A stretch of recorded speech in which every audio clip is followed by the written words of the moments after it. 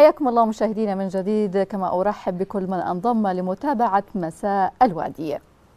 كان لزاما على قناة الوادي الفضائية تشجيع النشء واكتشاف مواهبهم ومنحهم منصة للظهور من خلالها.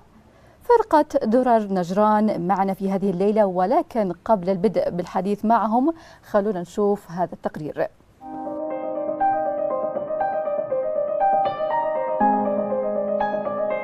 حلم صغير صاغته مواهب صغيرة تحمل إرادات كبيرة تناطح السحاب. براعم صغيرة في نجران تتفتح يوما بعد يوم وتحمل طموح مشروع في الوصول إلى أبعد نقطة. تحدوا الصعوبات وتجاوزوا كل الحواجز وألهموا الكثير من خلال المشاركة في كل فرحة تقام في نجران.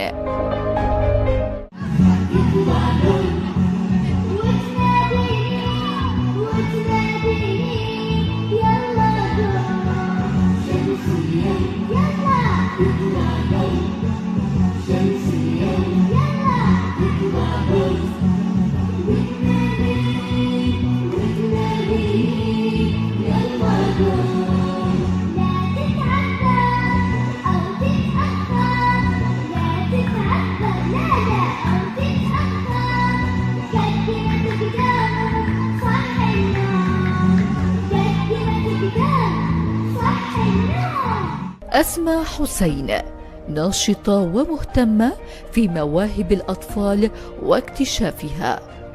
كان لها الفضل في دعوة هؤلاء البراعم واكتشاف مواهبهم وصقلها، ومنحتهم الفرصة في المشاركة في العديد من الفعاليات المجتمعية والخيرية والاحتفالات الرسمية في المنطقة.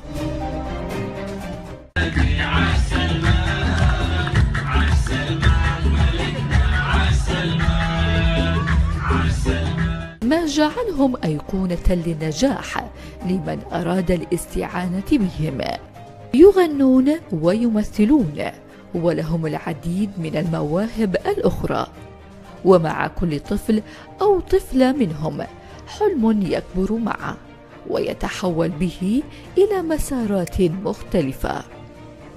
رافق أسماء العديد من البراعم حتى يصلوا إلى سن معينة، ثم ينقطعوا ويتواروا عن الأنظار، لكنها لا تستسلم وتبحث عن آخرين حتى يستمر الحلم ويكبر.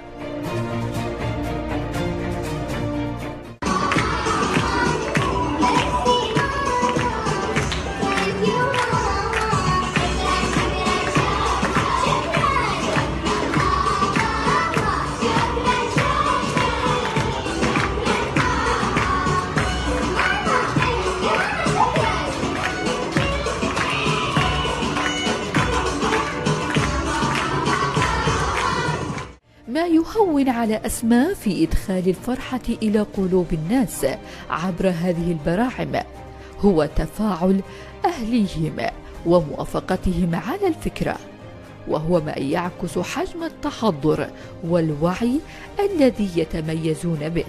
مساء الوادي استضاف بعض هذه البراعم ليسمع منهم أكثر، فتابعوهم ولا تبخلوا عليهم بتشجيعكم لكي يستمروا.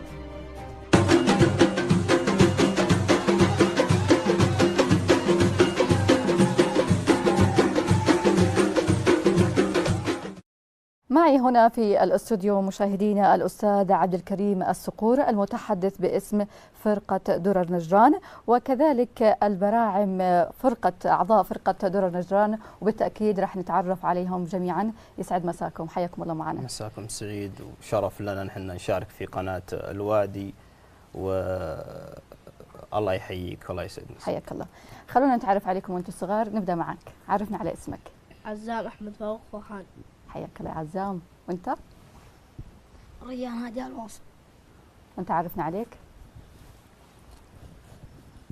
لؤي أحمد فاروق فرحان. والحلوة الصغيرة دي؟ حلا أحمد فاروق فرحان. وانت كمان؟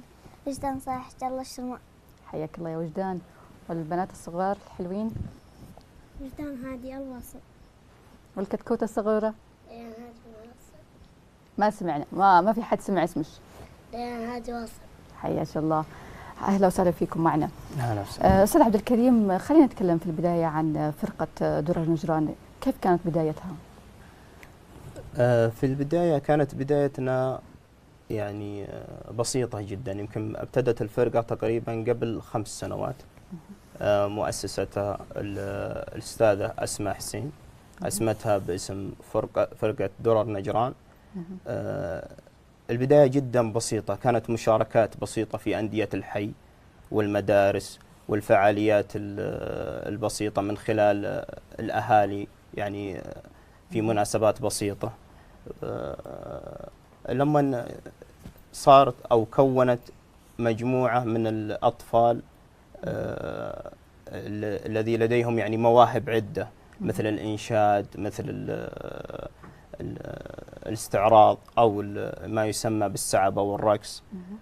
فبدأوا شوي شوي مع الوقت، صارت لهم مشاركات في مثلا مولات تجارية، صارت لهم مشاركات مع جمعية الثقافة والفنون، صارت لهم مشاركات في الأيام الوطنية بشكل عام يعني. طيب برأيك أستاذ عبد الكريم، ما هو الهدف من هذه الفرقة؟ يعني الأستاذة أسماء اتجهت لإنشاء هذه الفرقة، ما كان الأهداف لإنشاء هذه الفرقة؟ في البداية الأستاذة أسماء حسين هي بالأساس موهوبة، يعني لها حب في الأطفال، تحب الأطفال، من هنا التمست يعني مواهب الأطفال. هدفها الأول والأخير أنه يكون عندها فرقة ترفيهية إنشادية اجتماعية ثقافية متكاملة من الأطفال، ويكون عندها يعني شبه استديو كامل متكامل بالأطفال. فهذا توجه أستاذة أسماء، تفرغ طاقتها وحماسها في الأطفال وتبرز من ناحية الأطفال مواهبهم الخاصة فيهم. وبالتأكيد اكتشاف لمواهبهم. نعم. خلينا نجي لك يا عزام، موهبتك ايش انت؟ الرسم. طيب كمان انت في فرقة درر نجران ايش بتسوي؟ بنغني وبننشد. انت كمان صوتك حلو؟ وكمان وفي التمثيل؟ حلو. حلو اكيد. اكيد احنا حنشوف لكم مقاطع بعدين. وانت كمان ايش بتحب وايش دورك في الفرقة؟ رسم كرة قدم. كمان بتنشد؟ الله. والتمثيل؟ تمثيلي. طيب مين اللي بيدربكم؟ أستاذ الدرة. طيب كمان انت موهبتك هل كمان في الإنشاد والتمثيل ولا معك شيء آخر؟ في الإنشاد والتمثيل كمان. صوتك حلو؟ حتسمعنا اليوم ولا لا؟ بسمعكم. حافظ شيء الآن؟ طيب تسمعنا؟ تقدر تسمعنا لحالك ولا لازم الفرقة كامل؟ لا لحالي عادي. طيب سمعنا يلا. كانت يمامة بأعلى الشجرة آمنة في عشها مستترة، فأقبل الصياد ذات يوم وحام حول الروض أي حوم، فلم يجد للطير فيه ظلا وهم بالرحيل حين مل، فبرزت من عشها الحمقاء والحمق داء ما له دواء، تقول جهلا بالذي سيحدث يا أيها الإنسان عما تبحث، فالتفت الصياد صوب الصوت ونحوه سداد سهم الموت، فوقعت من عرشها المكين ووقعت في قبضة السكين، تقول قول عارف محقق ملكت نفسي لو ملكت منطقي. ما شاء الله عليك. وانت يا حلا ايش تعرفي تعملي؟ تغني؟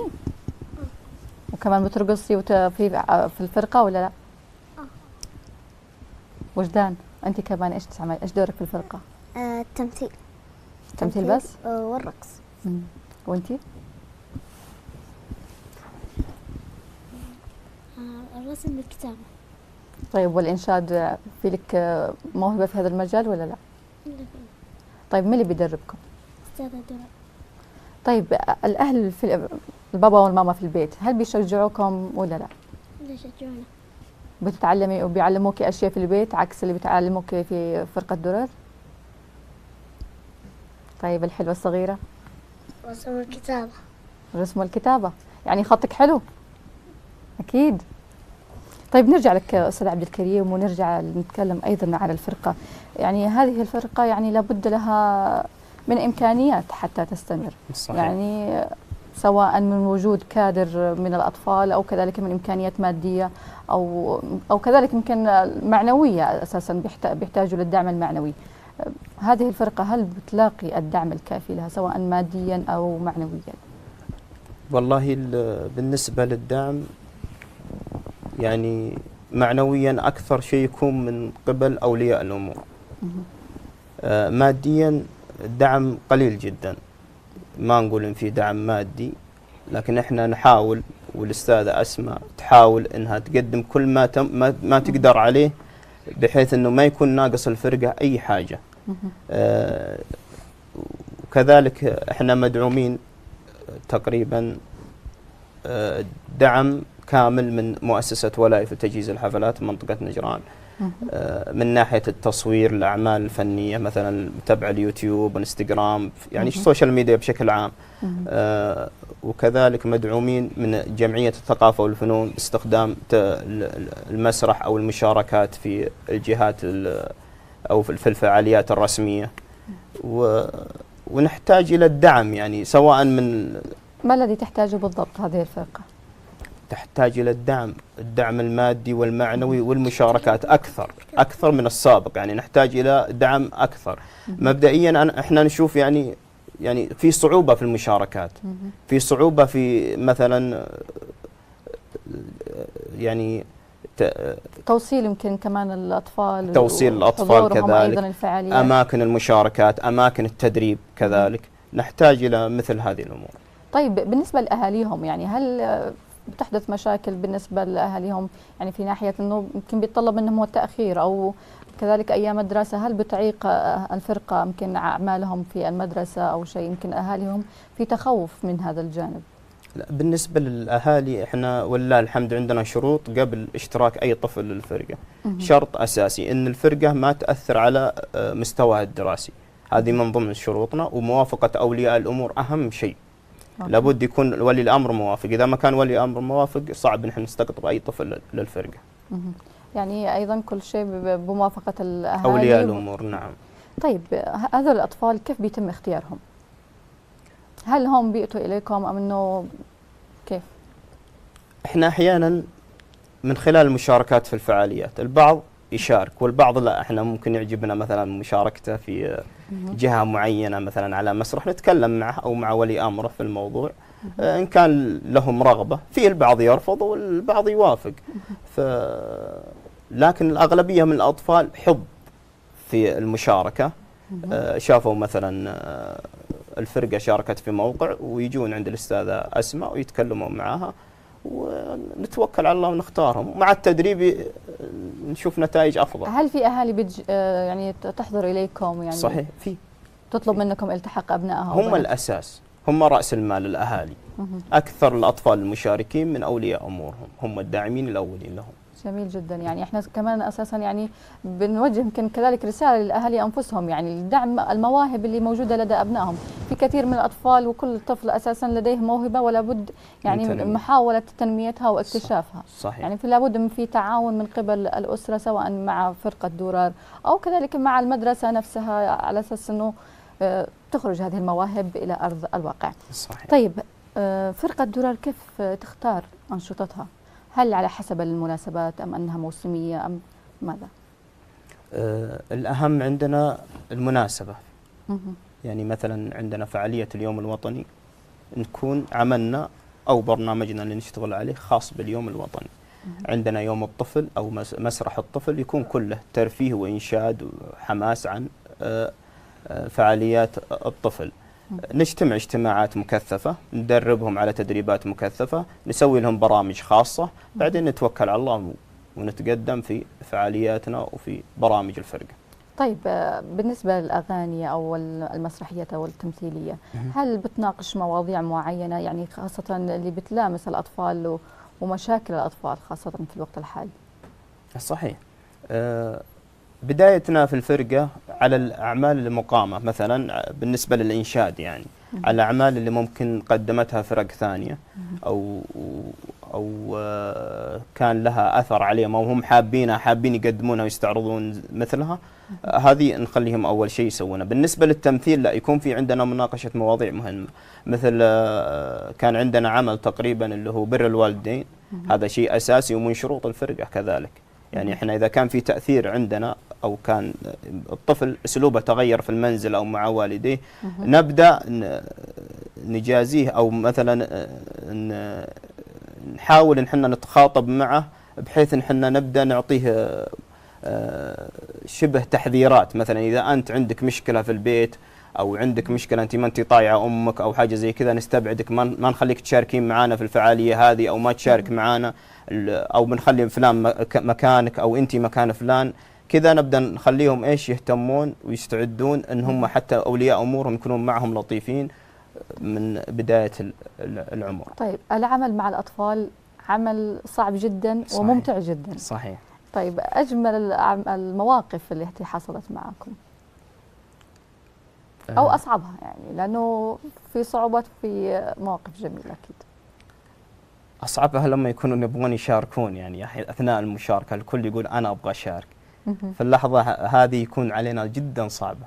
ممكن إحنا والأستاذة أسماء قاعدين نحاول يعني نختار بعض الأطفال اللي يكونون مثلا من ناحية الطول أو من ناحية الصوت أو من ناحية الأداء، فيكون أصعب مرحلة اختيارهم في تقديم العمل اللي احنا قاعدين نعده.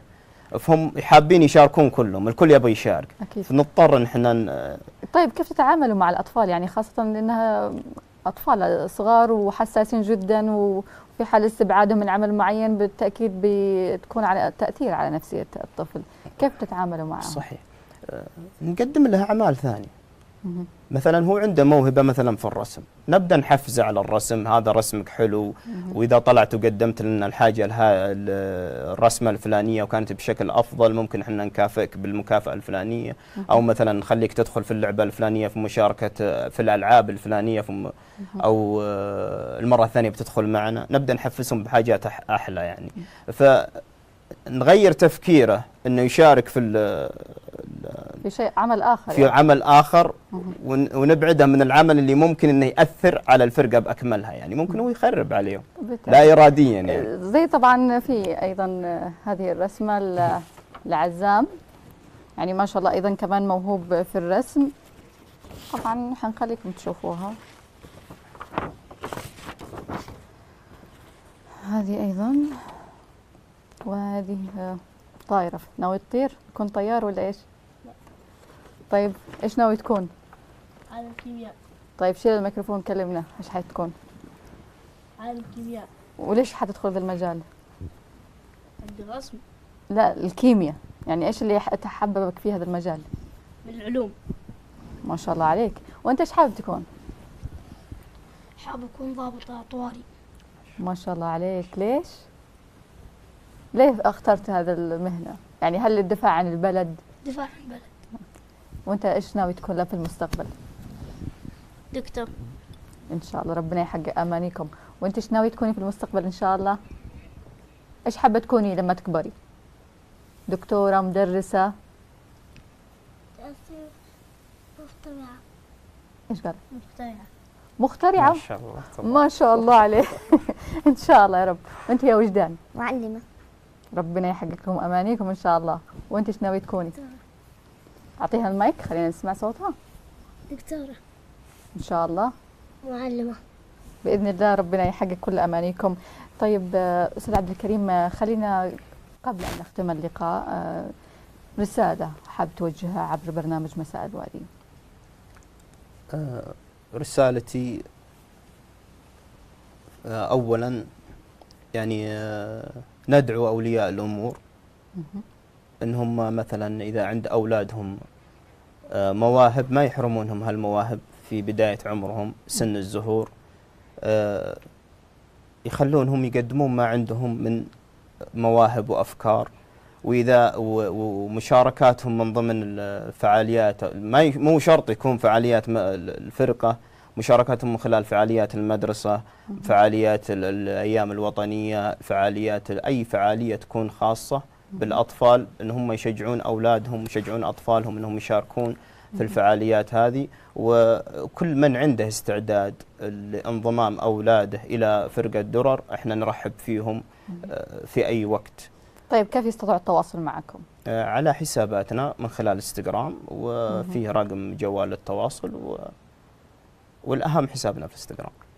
إن شاء الله يتواصل معكم الجميع خاصة بعد هذا اللقاء، وإن شاء الله يكون بادرة خير للجميع. إن شاء الله نشوف أطفال أكثر وأكثر، سواء في فرقة درر نجران أو في فرق أخرى بإذن الله.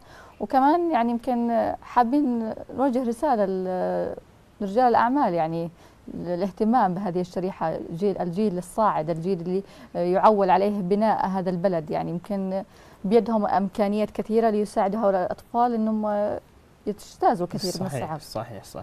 صحيح هم الأساس، هم دعم رجال الأعمال يرقى بالأطفال ويرقى بالمنطقة أولا. بالتأكيد. احنا حنختم اللقاء معكم الآن، وحيكون مع الختام مع الفرقة، وحيسمعونا بالتأكيد رقصة استعراضية أو أغنية اللي هم حابين بإذن الله. احنا في النهاية بنشكرك أستاذ عبد الكريم وجودك معنا، وشكرا جزيلا لكم أنتم الصغار، شكرا لكم. مشاهدينا الكرام نتابع سويا.